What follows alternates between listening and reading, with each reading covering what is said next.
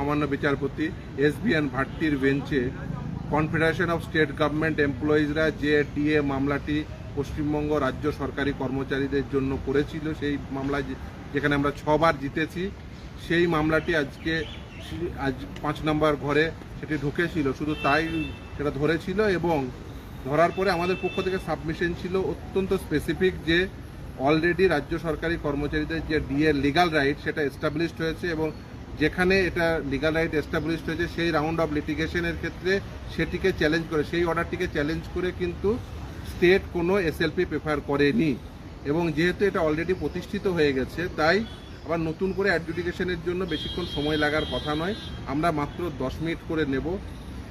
আজকে senior advocate Patwalia সাহেব, senior advocate Bikash Ranjan Bhattacharya, senior advocate রৌপ রহিম প্রত্যেকেই উপস্থিত ছিলেন, আমি নিজে উপস্থিত ছিলাম। ফলে প্রত্যেকের পক্ষ থেকে, আমাদের পক্ষ থেকে একটাই সাবমিশন ছিল যে মামলাটি অতি দ্রুততার সঙ্গে নেওয়া হোক, আজকেই বেশিক্ষণ সময়ও লাগবে না। এবং পাটোয়ালিয়া সাহেব স্পেসিফিকলি বলেন যে তার 15 মিনিট সময় লাগবে, বিকাশবাবুও বলেন একই কথা, 15 মিনিট সময় লাগবে। ফলে এই যে খুব অল্প সময়ের মধ্যে, যেহেতু আজকে মামলাটি 3:20-তে উঠেছিল, তাই মামলাটি আজকেই যেন শোনা হয়। কিন্তু মহামান্য বিচারপতিদ্বয় তারা বলেন এবং স্টেটের পক্ষ থেকে যিনি অ্যাপিয়ার করেছিলেন তিনিও কিন্তু সময় চান, তিনি হিয়ারিংয়ের জন্য, সেই মামলাটি হিয়ারিংয়ের সময় লাগবে বলে তিনি সময় চান এবং একটা ডেট দিতে বলেন।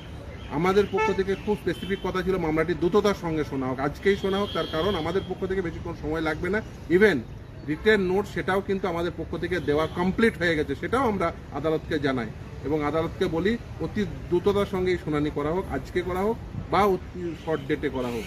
আমরা আশা করছি, যেহেতু আজকে স্টেটের যে তাদের পক্ষ থেকে যে বক্তব্য ছিল যে তারা হিয়ারিংয়ের সময় নেবেন, আজকে মহামান্য বিচারপতিদ্বয় তারা বলেছেন যে হ্যাঁ তাদের সময় দেবেন, কিন্তু আমরা বলেছি অতি দ্রুততার সঙ্গে অত্যন্ত শর্ট ডেটে যেন মামলাটি শুনানি সম্পন্ন করে দেন।